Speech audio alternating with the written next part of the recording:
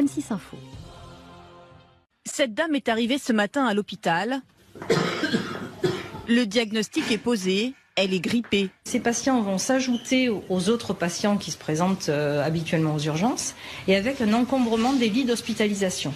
Là, on est dans une situation où l'hôpital n'a plus aucun lit d'hospitalisation. Des brancards un peu partout. Aux urgences de l'hôpital de Toulon, c'est une journée comme les autres. Et le personnel est à bout de souffle.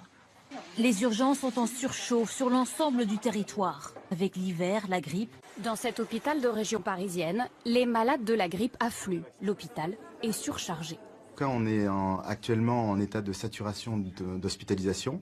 On n'a plus de place à l'hôpital. On appelle les soins de suite rééducation, les unités gériatriques aiguës. Ils sont pleins. Et on ne sait pas très bien où mettre ces patients-là. Aux urgences de Lorient aussi, l'hôpital sature. Dans les couloirs ce matin, les patients attendent parfois plus de 20 heures sur des brancards avant d'obtenir un lit. La pénurie de lits, un classique que l'hôpital de Haute-Pierre doit gérer chaque hiver.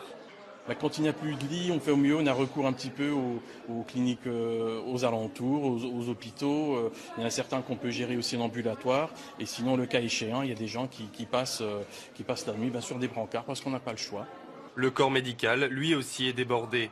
L'ensemble du service fonctionne à flux tendu. Pas sûr que la situation s'améliore dans les prochaines semaines. La grippe n'a pas encore atteint son pic dans la région. Depuis le début de l'hiver, les urgences sont saturées. Le gouvernement a mis de l'argent depuis ce début de la crise sur la table, y compris pour les professions de santé. Il y avait 5000 lits de réa, 5000 lits de réa au mois de mars. Il y en avait apparemment 25 000 en Allemagne. Ouais. Là, et il y en a toujours 5000. Et là, on nous dit, non mais il y en a 5000, mais attention, il y a tellement eu d'opérations qui ont été déprogrammées, reprogrammées, qu'il y en aura encore moins de disponibles au mois d'octobre qu'au mois de mars. C'est-à-dire qu'on a mis des milliards d'argent du contribuable. Le contribuable a été généreux, il a bien voulu payer ses impôts, il a bien voulu financer ça, pour se retrouver dans une situation où il y a moins de lits de réa en octobre qu'au mois de mars. Et c'est du délire. La grippe en 2017 a fait 30 000 morts de la même façon, sans personne n'en parle. Voilà. Oh ben voilà.